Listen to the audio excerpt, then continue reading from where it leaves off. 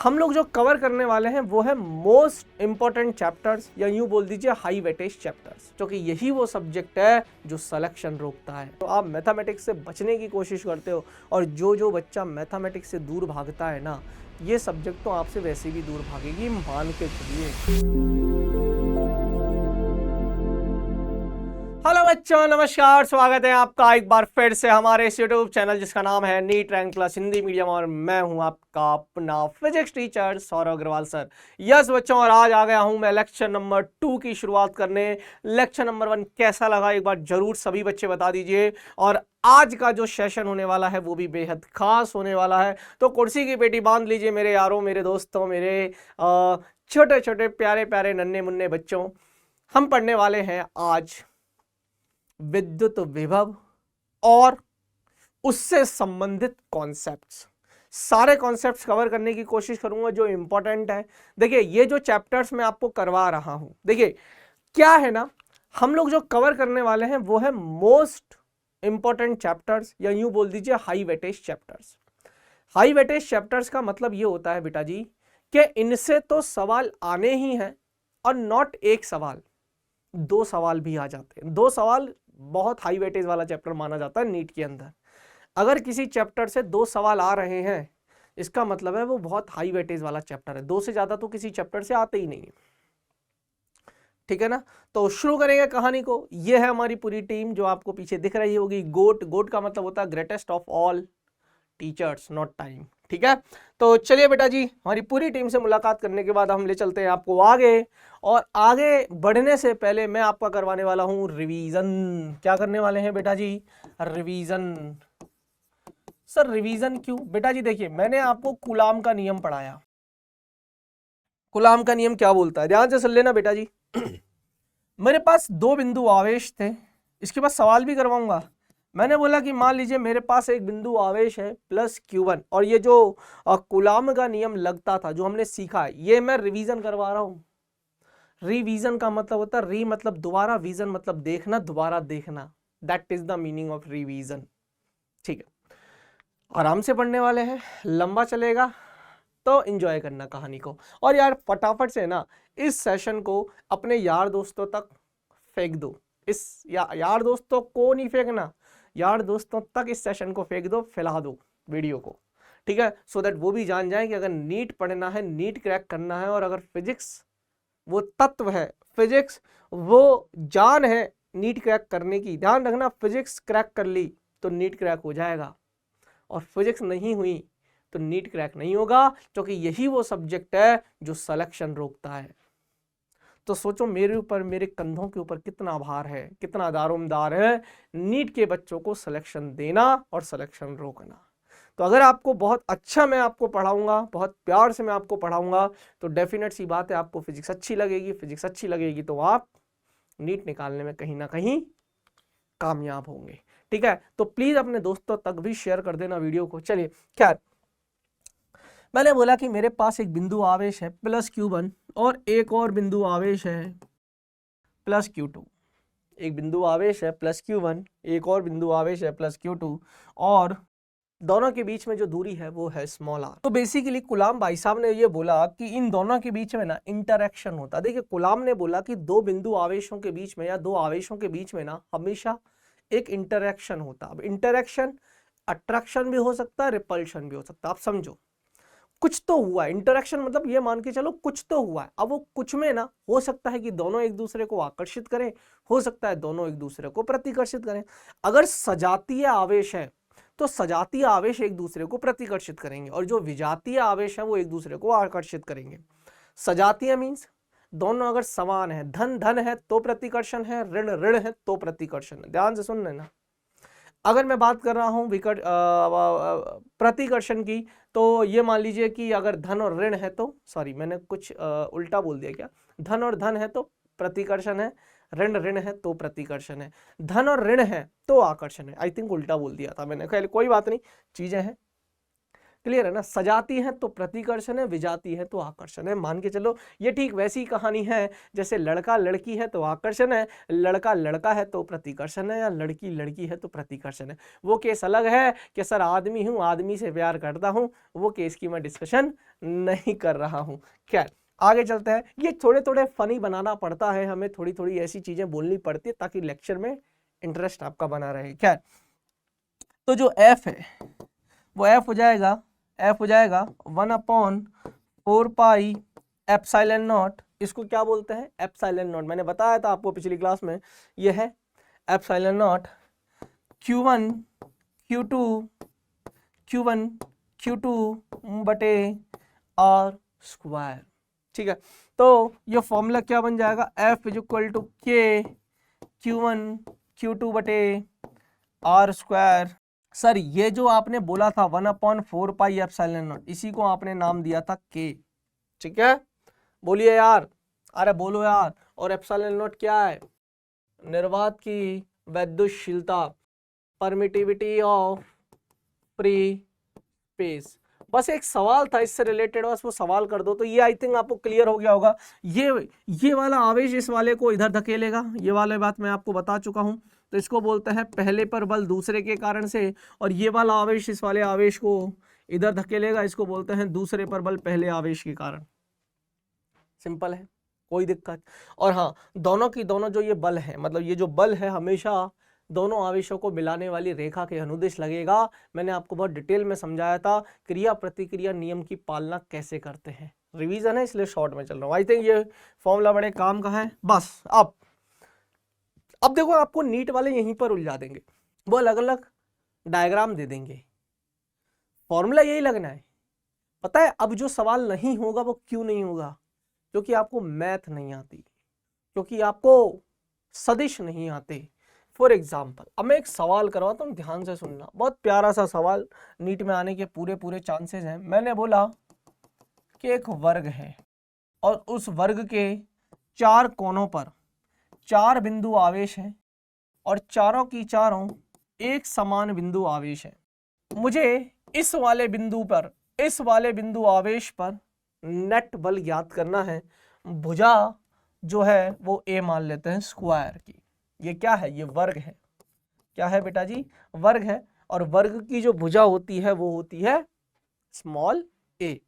I hope आपको clear होगा, I hope आपको समझ में भी आ रहा होगा। तो यार सीधी सी बात है, 2 बिंदु आवेशों के कारण से बल लगता है, तो इसको छोड़कर इस पर कौन कौन बल लगाएगा? इस बिंदु आवेश पर ये बल लगाएगा, ये भी धन है, ये भी धन है, और हमेशा दोनों आवेशों को मिलाने वाली रेखा, इन दोनों आवेशों को मिलाने वाली रेखा ये रही। तो इस रेखा के अनुदेश या तो इधर होगा आकर्षण या प्रतिकर्षण। धन है तो प्रतिकर्षण है। तो हमने बोल दिया ये जो बल लगेगा वो लगेगा K Q1 Q2 Q into Q, तो K Q square by A square. दोनों आवेशों के मध्य की दूरी जो भुजा की लंबाई है वही लगने वाली है। ध्यान से सुनना, इस तरीके के सवाल नीट में पूछे जाते हैं और ये बच्चों को आना चाहिए। इस वाले बिंदु आवेश के कारण से ऊपर लगेगा, कितना लगेगा सर? K Q1 Q2, ये भी धन तो बाहर की तरफ लगा दिया K Q1 Q2 यानी कि Q square by A square. अब सर इसके कारण से लग गया, इसके कारण से लग गया, ये वाला भी तो लगाएगा, ये वाला भी तो लगाएगा, बिल्कुल लगाएगा। ये वाला बोलेगा ओए रुक जा, इधर की तरफ बल लगाऊंगा मैं। पर अब हमें ये वाली दूरी चाहिएगी। अब ये A है, ये A है, तो ये √2A। अब आपको छोटी छोटी गणित आनी चाहिए। देखिए अगर मैं जेई के बैच में होता ना तो मैं ये नहीं बताता ये कैसे आता है, पर नीट वाले बच्चों को मैं बता देता हूँ जनरली। देखिए कैसे आती है, आपको पता होनी चाहिए बेटा। अगर ये A है, ये A है, तो ये कितनी हो जाएगी? √A square plus A square. हाँ या ना? तो ये हो जाएगा बेटा जी √2A स्क्वायर। A स्क्वायर को बाहर ले लो तो ये √2 तो रह ही जाएगा, A स्क्वायर बाहर आएगा तो √2A। ये तो मानते हो। कर्ण स्क्वायर बराबर लंब का स्क्वायर प्लस आधार का स्क्वायर। भाई समकोण आपको बनता हुआ दिख रहा होगा, ये भी A है। ये नहीं पता तो बता देता हूँ, ये भी A है। जैसे ही मैंने वर्ग लिखा तो वर्ग की चारों भुजाएं समान होती है। यही मैथमेटिक्स है। बस आपको इतनी छोटी छोटी मैथ आनी चाहिए। अगर आपको इतनी आती है आपका काम बन गया। क्लियर है? चलिए अब ध्यान से सुन लेना, कहानी को आगे चलते हैं। आई होप क्लियर है सारा। ये कितना होगा सर? ये होगा के क्यू स्क्वायर बाई ये वाली दूरी √2a का स्क्वायर, तो √2a का स्क्वायर। अब इस पूरी चीज को अब हमें इस बिंदु पर नेट बल निकालना था कि कितना बल लग रहा है। तो इस बिंदु पर 3 बल लग रहे हैं, इस बिंदु पर, इस बिंदु आवेश पर 3 बल लग रहे हैं, और ये तीनों की तीनों बलों का सदिश योग करना है। अब कई बच्चा पता है क्या करता है, देखो गलती कहाँ करता है, मैं बताता हूं गलती वाला पॉइंट, गलती वाला पॉइंट बताता हूं जो कि हमें नहीं करना है। बच्चा क्या करता है कि गुरुजी देखिए 3 बल है, नेट निकालना है, एफ नेट, 3 बल है। पहला बल है गुरुजी के क्यू बाय के Q square by A square, मैंने कहा बात तो आपकी सही है। गुरुजी दूसरा बल है के Q square by A square, मैंने कहा बात तो सही है। और गुरुजी देखिए तीसरा बल भी क्या है, के क्यू स्क्वायर बाई √2a का, तो 2a स्क्वायर कर दो गुरुजी, खत्म हो गया। तो कितना आ जाएगा बताओ? तो मैंने बोला बेटा के Q square by A square के, तो 2k Q square by A square, और 2k हो जाएगा 2 × 2 4 और 1 5, तो 5k Q square by A square. बच्चा ये लिख देता है और ये गलत है, मैंने सही जोड़ा है क्या?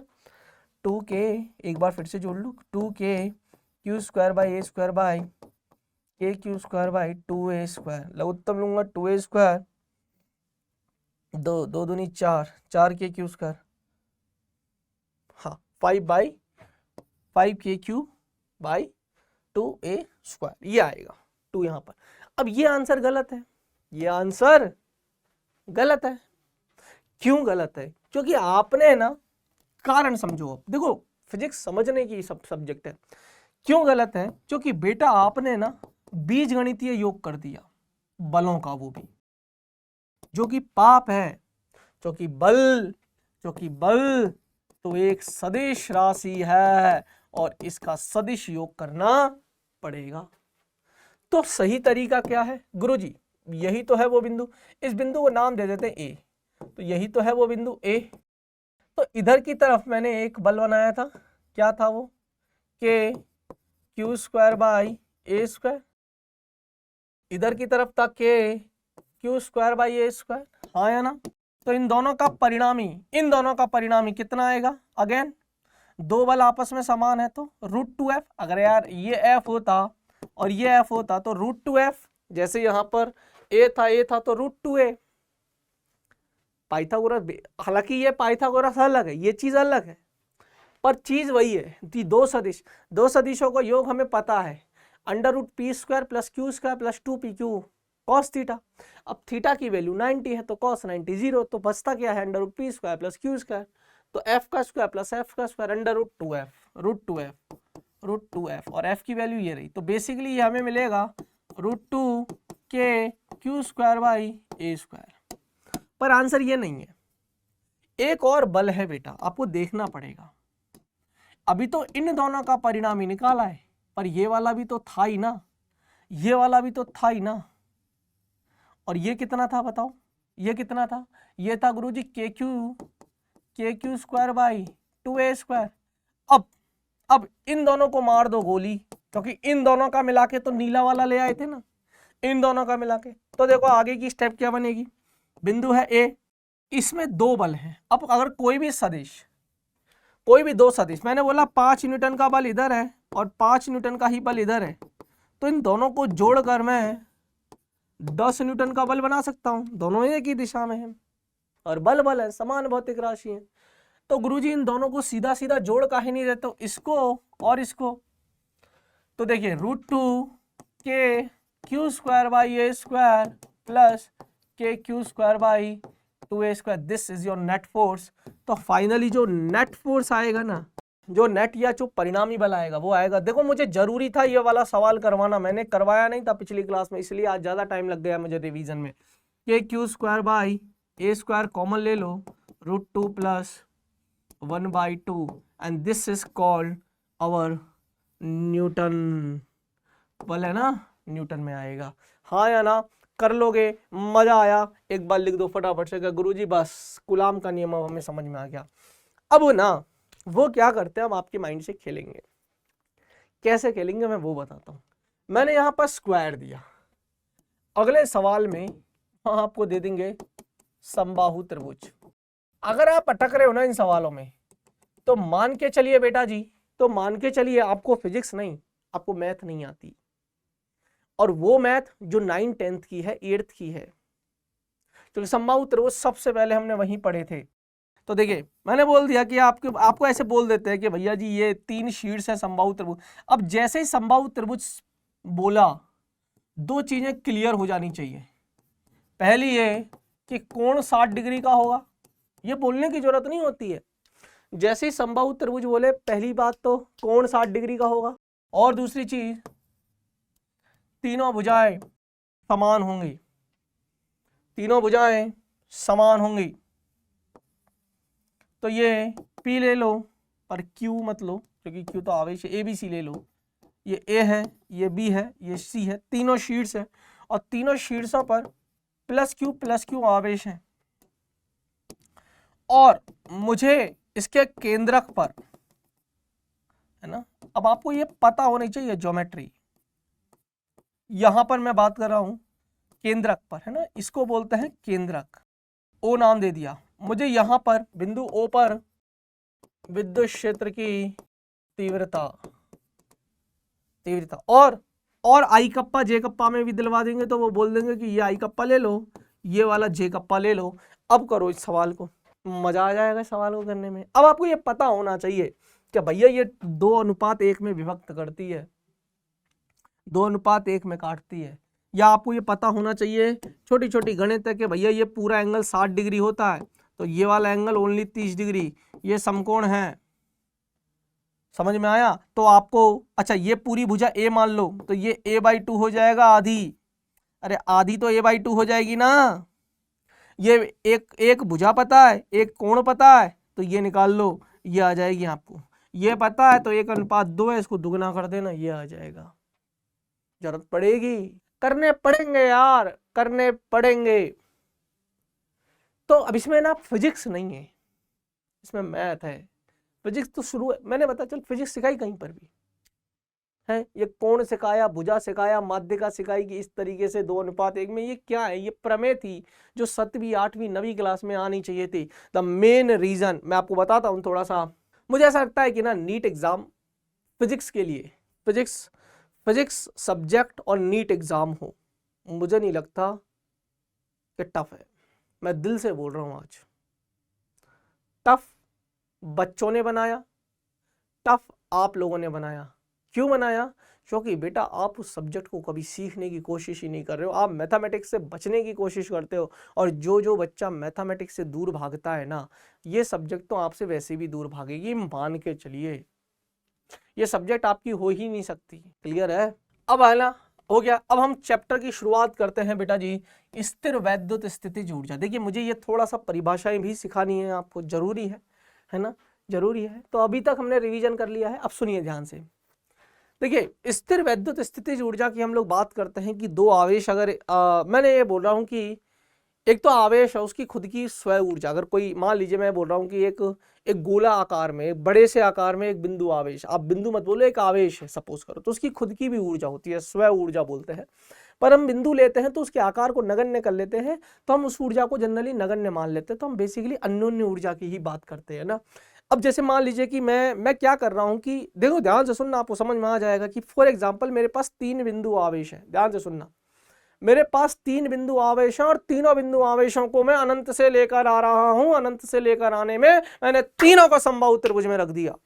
सुनना ध्यान से, मेरे पास 3 बिंदु आवेश हैं और इन तीनों बिंदु आवेशों को मैं ला रहा हूं, इकट्ठा कर रहा हूं, और मैंने तीनों आवेशों को मिलाकर एक समबाहु त्रिभुज बनाया।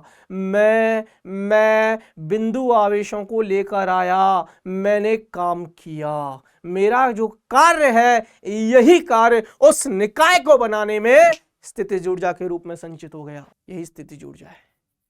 अब समझे नहीं, अब समझाता हूं मैं। इधर आओ। केवल संरक्षित क्षेत्र में ही कणों के निकाय की स्थितिज ऊर्जा को परिभाषित किया जा सकता है। ये बहुत इंपॉर्टेंट लाइन है, बस ये याद रखना। अब देखिए, चूंकि विद्युत क्षेत्र संरक्षित होते हैं तो अब हमें टेंशन लेनी भी नहीं है, इसलिए इंपॉर्टेंट है नीट के पर्पज से। बट हमें टेंशन नहीं लेनी, ये बार बार चेक करते नहीं बैठेंगे कि क्षेत्र संरक्षीय है कि नहीं है, क्योंकि हम चैप्टर पढ़ रहे हैं विद्युत वाला, विद्युत क्षेत्र की बात कर रहे हैं, विद्युत क्षेत्र संरक्षीय, इस चीज से तो फ्री है हम। इसलिए हम इसमें स्थितिज ऊर्जा को परिभाषित करते हैं कैसे, ध्यान से सुनना।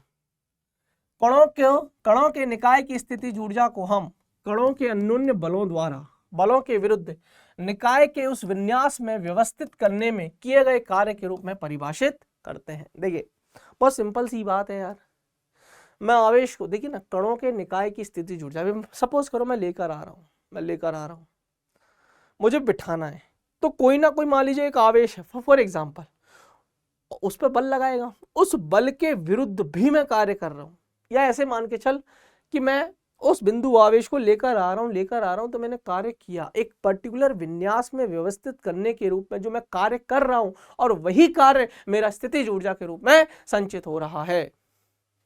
मान के चलिए ये बात क्लियर है। तो स्थिर, अब यहाँ पे लिख देते हैं, यहाँ पर आई थिंक एक दो शब्द गायब है, यहाँ पर एक दो शब्द गायब है ना, वो मैं लिख देता हूं, कोई बात नहीं। स्थिर वैद्युत ऊर्जा निम्नलिखित रूप परिभाषित किया जा सकता है ना। अब देखो दो तरह, एक तो आवेशित कणों के निकाय की अन्योन्य ऊर्जा है ना, एक तो मैं कोई निकाय बना रहा हूं, हो सकता है मैं स्क्वायर बना रहा हूं या मैं कुछ भी बना रहा हूं, मैं आवेशों को इकट्ठा ही कर रहा हूं, मैंने दो बिंदु आवेशों को रखा है अगल बगल में, तो मैंने ये बनाया है, मुझे कहीं से आवेश लाके कार्य करना पड़ा, यही कार्य इस पूरी व्यवस्था में स्थितिज ऊर्जा के रूप में संचित होता है, मान के चलिए। और दूसरा, उस आवेशित वस्तु की खुद की भी एक ऊर्जा होती है, क्योंकि हम बिंदु आवेश पढ़ते हैं तो उसको नगण्य मान लेते हैं। तो स्थिर वैद्युत स्थितिज ऊर्जा के बारे में ही हम बात करें। फॉर एग्जाम्पल मैंने बोला कि ये प्लस क्यू आवेश है और ये प्लस Q2 आवेश है, स्थिर वैद्युत स्थितिज ऊर्जा को हम दिखाने वाले हैं U से, तो इन दोनों के मध्य की दूरी R है। मैं फॉर्मूला लिख देता हूं, तो ये जो U डिफाइन किया गया है, ये दिया गया है K Q1 Q2 बटे R। फॉर्मूला याद रखिए, आपकी नीट में इससे ज्यादा नहीं है। अच्छा सर, ये तो दोनों धन आवेश थे, क्या हो अगर एक आवेश धन हो और एक आवेश ऋण हो? मैंने कहा बात तो आपकी बिल्कुल सही है ना गुरुजी, और दोनों के मध्य मान लेते हैं R दूरी है, तो उस समय जो स्थितिज ऊर्जा को लिखूंगा मैं माइनस करके लिखूंगा K Q1 Q2 बटे R। ठीक है, आई बात समझ में? हाँ और ना का जवाब दे दो, हाँ और ना का जवाब दे दो, आगे चलेंगे। तो इसको मैं नहीं पढ़ा रहा हूं, है ना, हम बिंदु आवेशों की बात कर रहे हैं जनरली, और हम मान के चलते हैं कि उनकी स्व ऊर्जा को हम नगण्य मान लेते हैं या ना के बराबर होती है। खैर, तो हम बेसिकली अन्योन्य ऊर्जा के बारे में ही डिटेल में पढ़ने वाले हैं। अब ध्यान से सुनना, अन्योन्य ऊर्जा को उन्होंने कैसे डिफाइन किया है। आवेशित कणों के निकाय की स्थिर वैद्युत अन्योन्य ऊर्जा को हम, अब ध्यान से सुनना, जो मैंने अभी अभी बताया ना वो यही की चीज थी, अनंत से दिए गए विन्यास में, मान लेते मेरे को समबाहु त्रिभुज बनाना है, अनंत से किसी आवेश को लाना है, तो अनंत से दिए गए विन्यास में व्यवस्थित करने में आवश्यक बाह्य कार्य के रूप में परिभाषित करते, जो मैंने काम किया उनको लाके, आवेशों को लाना पड़ा ना भाई, तो मैंने कार्य किया, कार्य ऊर्जा का ही एक रूप है बेटा। जब कुछ आवेशित कणों को अनंत दूरी पर रखा जाता है तो उनकी स्थितिज ऊर्जा को शून्य मानते हैं, क्योंकि उनके मध्य कोई अन्योन्य क्रिया नहीं होती है, मान के चलते हैं। पर जब इन आवेशों को दिए गए विन्यास में पास लाया जाता है तो बाह्य कार्य आवश्यक होता है। यदि इन कणों के मध्य बल प्रतिकर्षी है, अगर प्रतिकर्षण लग रहा है तो निकाय को ऊर्जा प्रदान की जाती है तथा निकाय की अंतिम स्थितिज ऊर्जा धनात्मक होगी। ये लाइन याद रखना।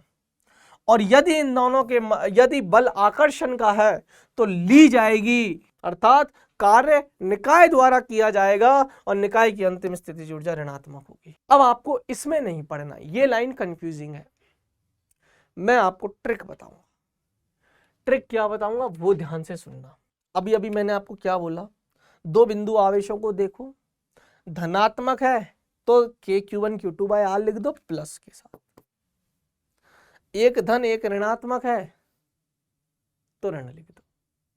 सर अगर दोनों ऋणात्मक है तो फिर ऋणात्मक ऋणात्मक वापस से धनात्मक। अब इसको ऐसे समझो, अगर दोनों के मध्य बल आकर्षण है, अगर दोनों के मध्य बल आकर्षण है तो स्थितिज ऊर्जा ऋणात्मक होगी। अगर दोनों के मध्य बल प्रतिकर्षण है, प्रतिकर्षण है तो स्थितिज ऊर्जा धनात्मक होगी। याद रखना ट्रिक को, हाँ और ना का जवाब देते चलना। अब मैं चलता हूं कहानी में आगे। अब वही सेम कहानी, बढ़िया सुन लेना ध्यान से। अब फिर से बता देता हूं, दो आवेशित कणों के निकाय की अन्योन्य ऊर्जा, वही सेम कहानी है। इसको थोड़ा सा जमा के लिख देते हैं। मेरे पास प्लस Q1 बिंदु आवेश है और मेरे पास प्लस Q2 एक और बिंदु आवेश है, और दोनों के मध्य की जो दूरी है वो r है। तो जो दोनों का जो स्थितिज ऊर्जा होगी वो होगी प्लस K Q1 Q2 बटे R। ये पहला केस है। अगर ऐसा हुआ दूसरा, क्या गुरुजी ये प्लस Q1 है, ये माइनस Q2 है और दोनों के मध्य R है, तो जो U लिखी जाएगी वो माइनस K Q1 Q2 बटे R। सर अगर तीसरा, अगर दोनों ऋण, मैं सारा ही लिखा देता हूं, स्पून फीडिंग कर रहा हूं मैं, हालांकि गलत है, बच्चे को कभी स्पून फीडिंग नहीं करनी चाहिए, पर मैं कर रहा हूं क्योंकि समय कम है। कहां दिमाग लगाओगे, जो कह दिया वो याद कर लो।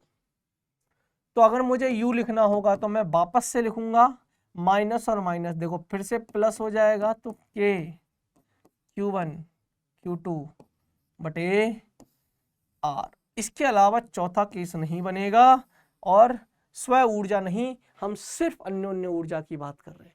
क्योंकि स्थितिज ऊर्जा की अगर आप बात करो ना तो दो होती है बेसिकली, एक अन्योन्य ऊर्जा होगी प्लस स्व ऊर्जा। इसको हम जीरो लेते हैं या नगण्य मान लेते हैं। तो बेसिकली जो स्थितिज ऊर्जा आई वो बराबर है अन्योन्य ऊर्जा के। तो ये जितनी भी मैं ऊर्जा लिख रहा हूं ना, ये अन्योन्य ऊर्जा लिख रहा हूं। ठीक है, बात समझ में आई, क्लियर है, यहां तक लिख लोगे। इसके अलावा और कोई केस नहीं। अब यहां पर जो चीज लिखनी है वो ये इतना लिख लो, इनमें प्रतिकर्षण है, प्रतिकर्षण है इसलिए स्थितिज ऊर्जा धनात्मक है अन्योन्य। इसमें भी प्रतिकर्षण है, प्रतिकर्षण होगा तो धनात्मक होगी, आकर्षण होगा ऋणात्मक होगी। हाँ और ना का जवाब दो, इसके बाद हम कहानी को आगे बढ़ाएंगे। क्लियर है? तो दो आवेशित कणों, दो बिंदु आवेश हैं, इन दोनों को मिलाकर हम बोल रहे हैं कि हमने एक निकाय बनाना है। निकाय समझो, निकाय इन द सेंस सिस्टम। मैं ये कह रहा हूं कि इसको और इसको मिला दो, बेसिकली अभी एक सिस्टम बन गया। सिस्टम बन गया कि पेन और रिमोट, पेन से लिखूंगा, रिमोट से आगे पीछे करूंगा। तो अब बोर्ड को ले लो, तो बोर्ड, ये तीनों मिलकर एक सिस्टम है। मेरी नाक, मेरी आंख, मेरे कान, ये सब मेरे में एडजस्ट किए हैं ना, ऊपर वाले ने adjust in the sense fit किए हैं ना। मेरे को एक सिस्टम बनाया है उन्होंने, है ना। आप एक सिस्टम कोई सा भी रैंडम, है ना, तो इट मे बी ट्रायंगुलर हो सकता है, इट मे बी स्क्वायर हो सकता है, वर्ग हो सकता है, त्रिभुज हो सकता है, कुछ भी हो सकता है। मैं तो कह रहा हूँ ये तो वो आकार है जो आपको पता है। मैं तो कह रहा हूँ ऐसी एनीथिंग जिसका आकार ना हो, वैसा भी कोई सिस्टम बनाना हो, तो भी मेरे को ऊर्जा जो होगी, तो भी मेरे को कार्य करना पड़ेगा। वही कार्य इनके बीच में स्थितिज ऊर्जा के रूप में डिफाइन किया गया है, और बेसिकली वो अन्योन्य ऊर्जा के रूप में उन्होंने डिफाइन किया है, अन्योन्य स्थितिज ऊर्जा के रूप में। तो आई थिंक आपको क्लियर होगी, ये दो कणों के लिए है ना। अब ध्यान से सुन लेना, ये क्लियर है। दो के लिए बता दी। अगर मेरे पास दो नहीं है, मेरे पास दो से ज्यादा है, इसीलिए वहां पर लिखा है आवेशित कणों के निकाय के लिए। अब समझो, दो बिंदु आवेश है, दो बिंदु आवेश है, तो एक ही स्थितिज ऊर्जा बनी, और एक ही स्थितिज ऊर्जा है ना, देखो एक ही फल। ऐसे अगर मान लीजिए मेरे पास एक ट्राइंगल होता, मान लेते हैं समबाहु त्रिभुज, ध्यान से सुनना, मान लेते हैं मेरे पास समबाहु त्रिभुज है। अब बताओ, मैंने पूछा बताओ कितने जोड़े बनेंगे, तो आप बोलोगे गुरुजी इन दोनों का एक होगा, इन दोनों का एक होगा, और गुरुजी इन दोनों का एक होगा। मैंने कहा बस। बोले गुरुजी हाँ। अगर मुझे पूरे निकाय की कुल स्थितिज ऊर्जा लिखनी है तो मुझे U1 plus U2 plus U3 लिखना पड़ेगा, और ऊर्जा है हम सीधा सीधा जोड़ सकते हैं, बीजगणितीय, चाहे धन हो चाहे ऋण। अगर इनमें से कोई ऋणात्मक भी होती तो मैं माइनस U3 लिख देता। U1 कहां से आई सर? इन दोनों के मध्य की, इन दोनों के मध्य में U1 आएगा सर, इन दोनों के मध्य U2 आएगा, या U3 लिख दो, और इन दोनों के मध्य U2 लिख दो। इन दोनों के मध्य जो आएगा वो हम U2 लिख रहे हैं। तो बेसिकली बेटा जी U1, U2 और U3 इस तरीके से आएंगे। अगर मुझे U1, U2, U3 डिफाइन करने हैं तो U1 कैसे लिखूंगा बताओ? वो लिखूंगा मैं K Q1 Q2। अब दोनों धन है ना तो टेंशन नहीं लेनी है ना, तो K Q1 Q2 बटे दोनों के मध्य की दूरी, मान लीजिए भुजा की लंबाई A है, समबाहु त्रिभुज है, तो तीनों की सेम होगी। ये इस समीकरण नंबर 1। अगर मुझे U2 लिखनी होगी तो K U2 ये रही, Q2 और Q3 K Q2 Q3 divided by A, समीकरण नंबर 2। अगर मुझे U3 लिखनी होगी तो मैं U3 कैसे लिखूंगा? K Q1 Q3 divided by A, समीकरण नंबर 3। क्लियर है? मजा नहीं आ रहा यार, ऐसा लग रहा है मेरा बच्चा ना थकेला थकेला सा फील हो रहा है, मेरे को पर्सनली थकेला थकेला सा फील हो रहा है। तो U1 U2 U3 को जोड़ दो, तो देखिए कुल जो लिखूंगा वो कैसे लिखूंगा? K Q1 Q2 by A plus K Q2 Q3 by A plus K Q1 Q3 by A।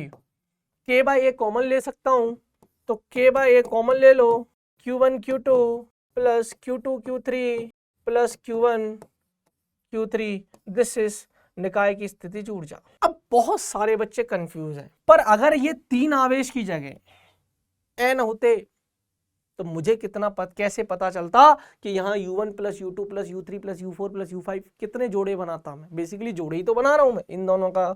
ऐसे अगर मान लीजिए, ऐसे फॉर एग्जांपल ऐसे समझो, फॉर एग्जांपल ऐसे समझो कि गुरुजी मान लीजिए एक वर्ग होता और उस पर 4 आवेश होते तो कितने जोड़े बनते? मैंने कहा देखो, एक जोड़ा ये रहा, एक जोड़ा ये रहा, एक ये रहा, एक ये रहा। तुमने बोला गुरुजी हो गए 4, मैंने कहा नहीं, एक ये रहा और एक ये रहा, तो ऐसे 6 बनते हैं। तो गुरुजी कैसे पता चले? कोई ट्रिक होगी ना? तो मेरे पास ट्रिक है। ट्रिक क्या है? n into n-1 divided by 2, ये फॉर्मूला लगाओ, आपको पता चलेगा कितने जोड़े बनने वाले हैं। जहां n क्या है? n बिंदु आवेशों की संख्या है। क्लियर है?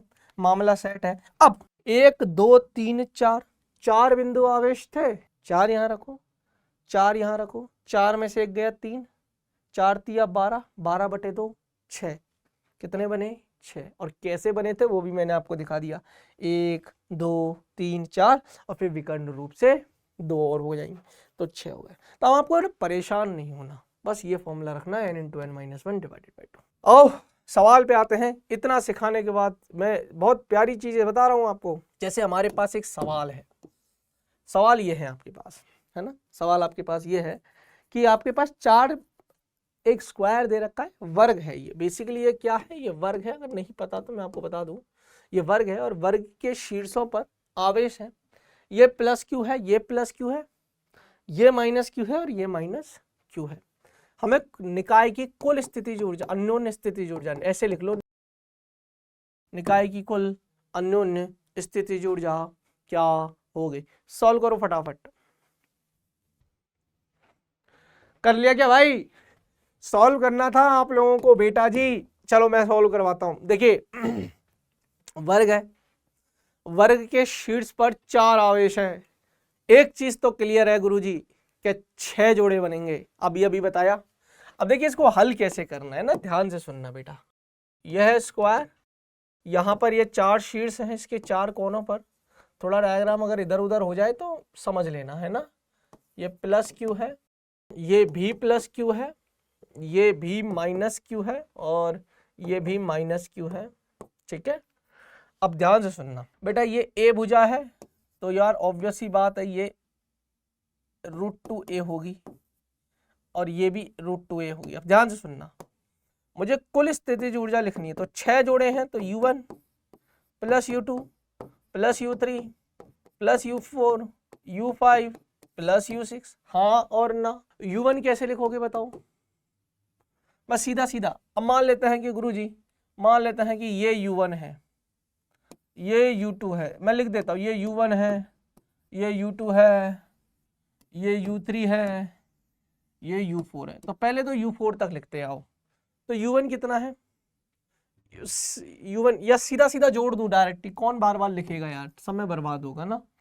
U1 कितना है बताओ, तो U बराबर प्लस और माइनस है, आकर्षण है तो नेगेटिव का इस्तेमाल करेंगे, माइनस के Q1 Q2 तो Q square by A not a square, only A, sorry, है ना, के Q1 Q2 बाई आर है, ये हो गया। U2 करेंगे तो अगेन ये माइनस और माइनस है, मतलब प्रतिकर्षण है, तो प्लस का चिन्ह लगाएंगे, के Q square by A, minus और प्लस है तो again minus K Q square by A, plus और प्लस है तो प्लस के Q स्क्वायर बाई ए। अब ये तो हो गई, अब इन दोनों की बची, इन दोनों की कितनी बचेगी, प्लस और माइनस है तो minus K Q square by A root 2 times of A, इसकी और इसकी बची तो माइनस के ही के Q स्क्वायर बाई रूट 2 ए। अब सुनो बेटा जी, इससे ये गया, इससे ये गया, तो u जो बचेगा वो बचेगा minus K Q square by root 2 A minus of K Q square by root 2 A, तो minus 2 K Q square by root 2 A, इससे कट जाएगा रूट 2 टाइम्स। तो जो फाइनली लिखोगे ना बेटा, वो फाइनली आ जाएगा माइनस के root 2 K Q square by A. This is your final. इस पूरे निकाय की, इस पूरे सिस्टम की जो अन्योन्य स्थितिज ऊर्जा है वो ये रही। करना क्या है, फॉर्मूले लगाने, जोड़ों की संख्या भी मैंने बता दिया कैसे पहचानोगे, कुछ नहीं करना, n into n minus 1 divided by 2। I hope I am clear, I hope I am clear. किसी को कोई शक, किसी को कोई doubt, please let me know. आगे चलते हैं। अब एक और सवाल है, देखिए बढ़िया सवाल है ना। अब इसमें ना आपको हो सकता है डर लगे, है ना। आपको निकालना है निकाय, निकाय की अन्योन्य स्थितिज ऊर्जा आपको ज्ञात करनी। अब सबसे पहला काम सर, पहले तो आवेश पहचानने, है ना, क्योंकि हमें ये वाला ट्रिक लगा लेना है, n into n minus 1 divided by 2। n कितना है, 1 2 3 4 5 6 7 8, n है 8, तो 8 into 8 minus 1 divided by 2, 8 into 7 by 2, 7 चौके 28, तो हमको मिलने वाले हैं 28। अब U1 plus U2 plus U3 plus U4 plus U5 plus U6 कहाँ तक लिखोगे। इसलिए इस सवाल में स्थितिज ऊर्जा आप लोग निकाल लेना।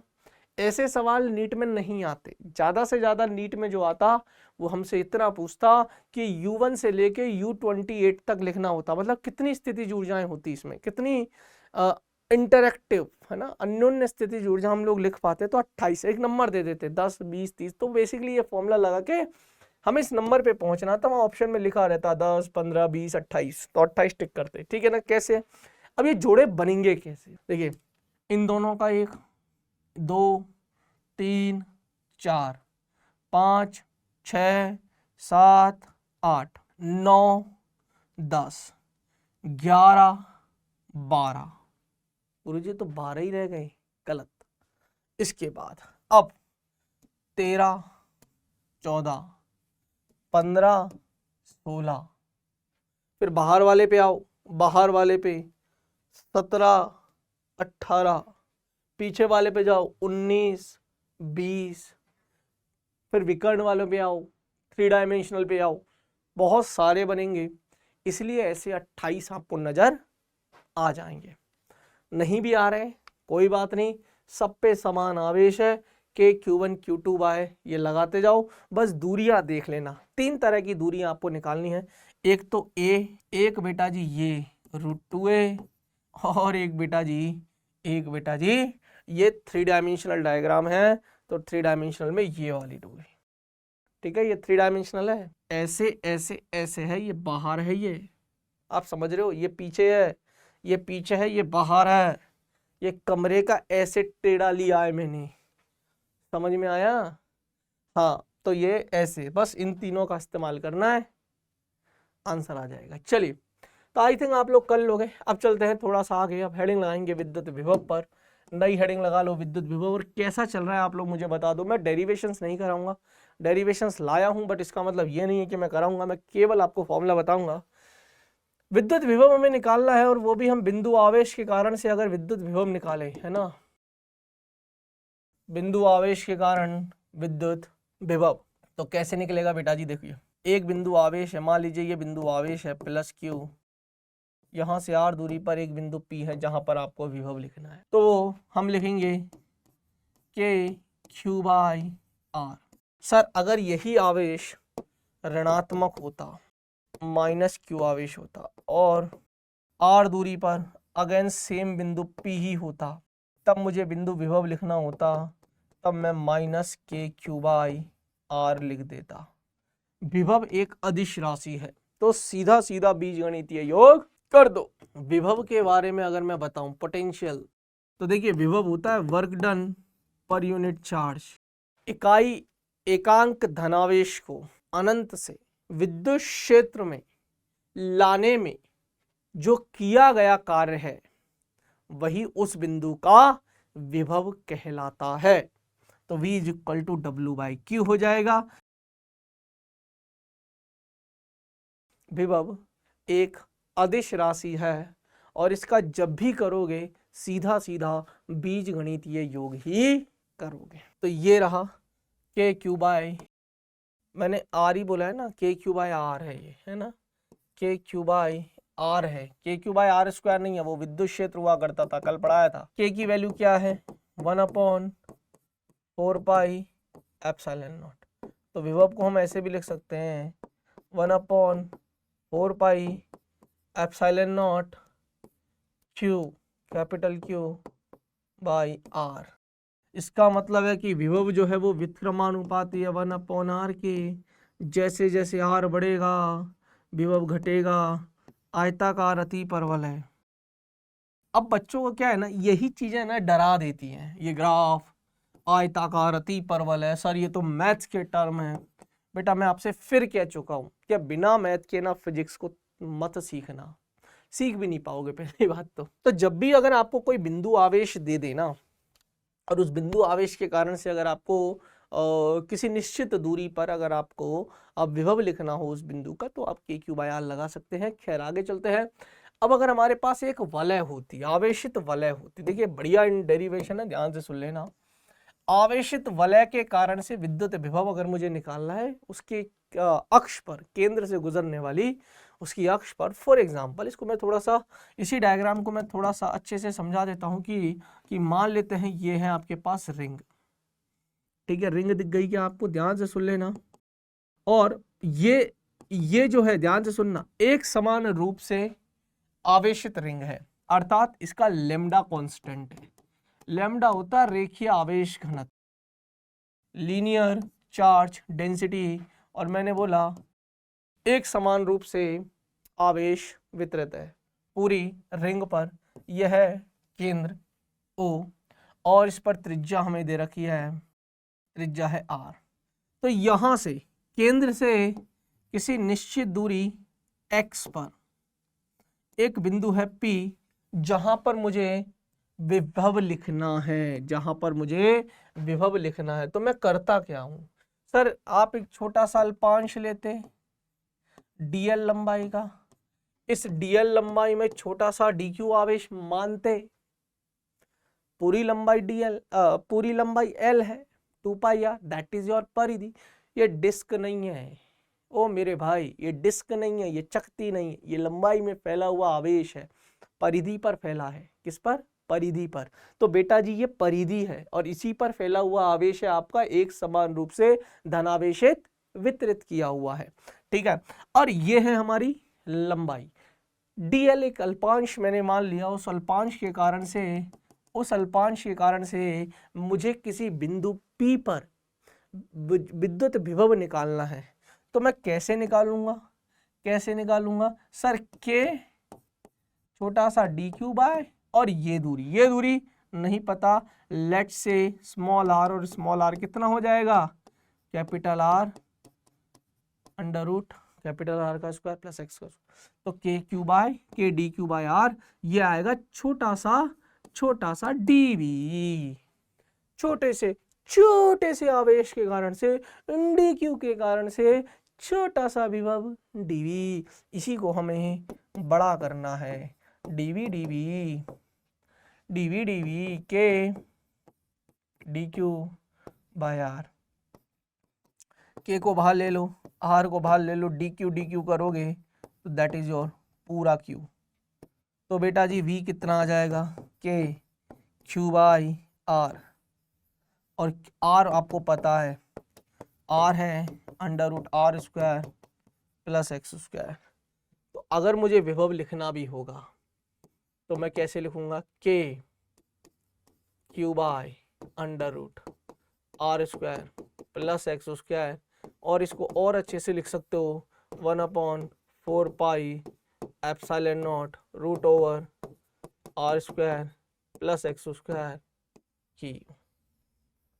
हाँ या ना का जवाब देते जाना, कहानी को सीखते जाना। मजा आ रहा है, क्लियर है? अरे बोलो हाँ और ना। ये उन्होंने ए ले रखा है, मैंने आर ले ली त्रिज्या, इसको भी अब हम आर ही कर देते हैं, इसका भी नाम परिवर्तन कर देते हैं, ठीक है। ए से इसका क्या कर दिया, आर कर दिया। क्लियर है? मानते हो क्या? सब क्लियर है? तो अगर विभव आएगा तो कर लोगे। चले आगे। अब ये होने के बाद एक सवाल और करते हैं, मजा आएगा, आ जाओ मेरे साथ। बड़ा प्यारा सवाल है, बड़ा प्यारा और बड़ा खूबसूरत सा सवाल है। सवाल है प्योर दिमाग वाला। गुरुजी तो ई तो हमारे पास है ही नहीं। भाई दिमाग ही तो नहीं है सर, बाकी तो सब कुछ है हमारे पास है बेटा। देखो चलो खैर, जितना हो जाएगा उतना पढ़ेंगे, जितना नहीं होगा सब नेक्स्ट क्लास में डाल दूंगा। जो इंपॉर्टेंट है मैं वो कराऊंगा, ये मान के चलना। एक वर्ग के कोनों पर, यह है बेटा जी वर्ग के कोनों पर देखिए plus Q minus Q plus Q minus Q plus Q minus Q plus Q minus Q, ई है केंद्र। नीट के हिसाब से तो ये बढ़िया सवाल है। अगर नीट में मेरे को पेपर बनाने को बोलते तो मैं ऐसे ही पेपर बनाता। पूछो क्यों? एक ही क्वेश्चन में विद्युत क्षेत्र का भी कॉन्सेप्ट हो गया और एक ही सवाल में विद्युत विभव का भी हो गया। ना ज्यादा गणित, थोड़ा सा दिमाग लगाइए। प्योर नीट लेवल का सवाल है, प्योर। अच्छा एक बात और बताता हूँ, ऐसा हो जाता है कभी कभी जब मैं बोलता हूँ कि मैं नीट का पेपर बनाता तो ये सवाल डालता, और ऐसा होता कि ये नीट के पेपर में दिख जाएगा। सर तो आपकी बात मान लेते हैं क्या एनटीए वाले? नहीं, लेकिन ऐसा देखा गया है कि जेई के पेपर में, मैंने जब जेई प्रेडिक्टर करवाया था पेपर से पहले, जब मैंने बोला था कि देखो ये सवाल कुछ ऐसे हैं जो मेरा दिल कह रहा है कि इस बार आ जाएंगे, और आ गए, डिक्टो आ गए। ऐसे ही इस सवाल में मुझे फील आया कि ये सवाल पूछा जा सकता है, तो देखते हैं, let's hope for the best. ठीक है, तो वर्ग के केंद्र पर, अब हमसे केंद्र पर पूछा। आइए ध्यान से सुन लेना, एक चीज तो क्लियर है गुरुजी, यहां से लेके यहां तक जो भी दूरी होगी, मान लेते हैं वो x होगी, तो यहां से लेकर यहां तक भी x होगी, ये भी x होगी, ये भी x होगी। भुजा की लंबाई a मान लेते हैं। कोई बता सकता है इस x का मान क्या होगा? अरे बेटा ये पूरी दूरी है √2a, तो आधी a/√2, तो x का वैल्यू a/√2 होती है। भाई √a का स्क्वायर प्लस a का स्क्वायर तो √2a, लेकिन मुझे तो आधी चाहिए। आधी कितनी हो जाएगी? √2a। खैर सॉरी a/√2, पूरी √2a, तो मुझे उससे कोई मतलब नहीं है, मेरे को डायरेक्शन निकाली। खैर अब सुनना, इसके कारण से विद्युत क्षेत्र इधर आएगा, कोनों पर आवेश क्रमशः plus Q minus Q plus Q minus Q. अब ध्यान से सुनना, इसके कारण से इधर आएगा, और कितना आएगा? के क्यू, अब K Q by R square X square, ये माइनस है, इसके कारण से कितना आएगा? K Q by X square, ये प्लस है, इसके कारण से ये धकेलेगा। पहले मैं विद्युत क्षेत्र की बात कर रहा हूँ, के क्यू बाई एक्स स्क्वायर, ये भी प्लस है, ये इसको इधर धकेलेगी, तो K Q by x square. इसका परिमाण आपस में बराबर है, दिशाएं विपरीत है, एक दूसरे को काट मार देंगे। इनके परिमाण आपस में बराबर है परंतु दिशाएं विपरीत है, एक दूसरे को काट मारेंगे, तो जो ईओ है केंद्र पर वो तो 0 है। विद्युत क्षेत्र की तीव्रता तो 0 है। सिमिलरली विभव की बात करें, इसके कारण से यहां पर जो विभव आएगा V1 मान लेते हैं, वो आएगा KQ/X। इसके कारण से जो आएगा -KQ/X। इसके कारण से जो आएगा KQ/X। उसके कारण से जो आएगा -KQ/X। अरे मेरे भाई विभव है ना, सीधा सीधा जोड़ोगे ना, एक दूसरे को फिर से काट मार रहे हैं। अगर मैं नेट की बात करूं ना तो देखिए V1 नेट मत लिखो, टोटल लिखो, नेट लिखना गलत होगा। V कुल V1 plus V2 plus V3 plus V4, तो V कुल KQ/X minus KQ/X plus KQ/X minus KQ/X। इसने इसको लपकाया, इसने इसको लपकाया। अरे लपकाना मतलब टपकाना, तो कुल कितना आया, ये भी 0, तो विभव भी 0, ई भी 0, V is equal to 0, E is equal to 0। एक वर्ग के कोनों पर 4 आवेश है, KQ/R, ठीक है, और KQ/R²। मैंने सही लिखा है ना, अल्टरनेट चलना है। एक वर्ग के कोनों पर 4 आवेश है क्रमशः, तो मान लीजिए मैं यहां से शुरू करता हूं, प्लस क्यू माइनस, तो plus Q minus Q plus Q minus Q. मैंने तो बिल्कुल, अगर ये इसी तरीके का अरेंजमेंट लिखा है तो, अगर बेटा यहाँ 2 प्लस क्यू लिख के यहाँ 2 माइनस क्यू लिखते तो कहानी अलग होती, विभव पे चेंज नहीं आता पर विद्युत क्षेत्र की तीव्रता पर चेंज आता। मैं अभी लिख के दे देता हूं। तो जो अरेंजमेंट मैंने आपको करवाया उस अरेंजमेंट से तो ये सवाल परफेक्ट है। कैसे, माइनस के कारण से है तो KQ/R², प्लस के कारण से उधर चला जाए, माइनस के कारण से इधर KQ/R², उसके इधर से इधर आ जाएगा। सेम है, इसने इसको मारा, इसने इसको मारा, बात खत्म। नेट E 0 है। विभव की बात करो तो खत्म है, E is equal to 0, V is equal to 0। This is the final answer. हाँ और ना का जवाब दे दो। अब चलते हैं आगे। खोखले या चालक गोले के कारण, देखो बेटा, अब इसका जितना हो जाएगा उतना मैं करवा दूंगा, जितना नहीं होगा नेक्स्ट क्लास में इंतजार करिए, मैं लेकर आऊंगा बहुत सारी चीजें। अभी हाई वेटेज चैप्टर्स में पढ़ा रहा हूं आपको। देखिए मैंने बोला ई है हमारा गोल। देखिए खोखला और चालक क्यों बोला, खोखले में ठोस, खोखले में कुचालक और चालक हो सकता है। देखिए जब भी खोखले की बात करेंगे तो खोखले में चालक बोलो कुचालक बोलो दोनों हैं, लेकिन खोखले या चालक गोला, देखो उन्होंने क्या बोला है, या तो गोला खोखला हो या गोला चालक हो। अब चालक में ठोस, ऐसे लिखो कि खोखला बोला है और चालक बोला है। चालक में खोखला और ठोस दोनों हैं। बेसिकली बोलने के पीछे रीजन ये है कि देखिए अगर खोखला गोला है, ये वृत्त नहीं है नालायक हो, किसी को वृत्त दिख रहा होगा क्या, गुरुजी ई तो वृत्त है। अरे मेरे प्यारे बच्चों ये वृत्त नहीं है, ये गोला है। देखिए थोड़ा सा 3D में फील तो मैं ऐसे करा सकता हूं। ओ हो गुरुजी अब आया है स्वाद, ठीक है बोलो। तो ये गोला है। अब देखिए खोखला है, मतलब अंदर माल मसाला नहीं है, तो ऑब्वियस सी बात है आवेश जो होगा वो सतह पर ही होगा।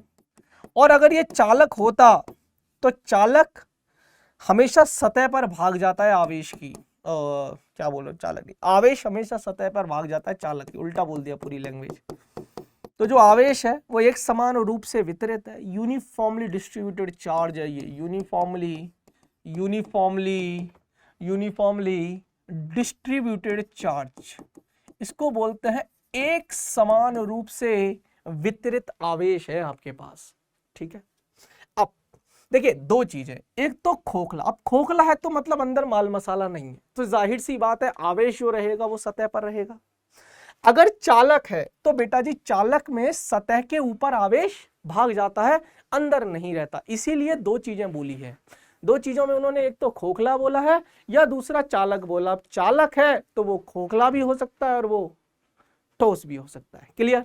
अब हमें निकालने हैं बेटा जी इसके कारण से विद्युत विभव।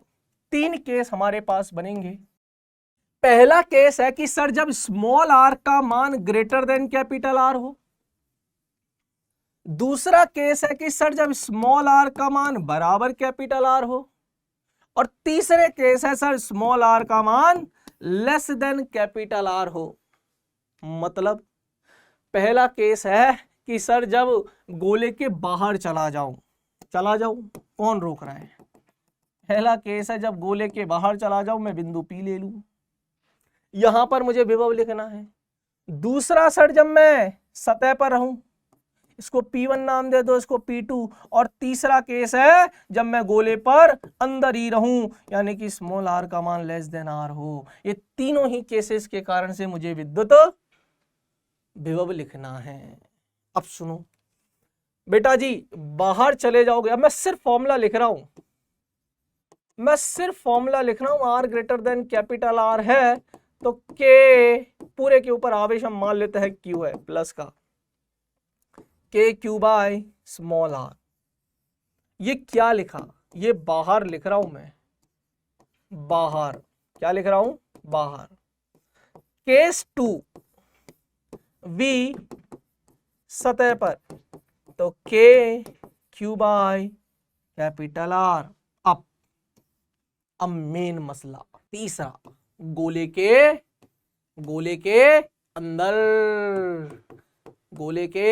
अंदर। अब सुनो गोले के अंदर क्या।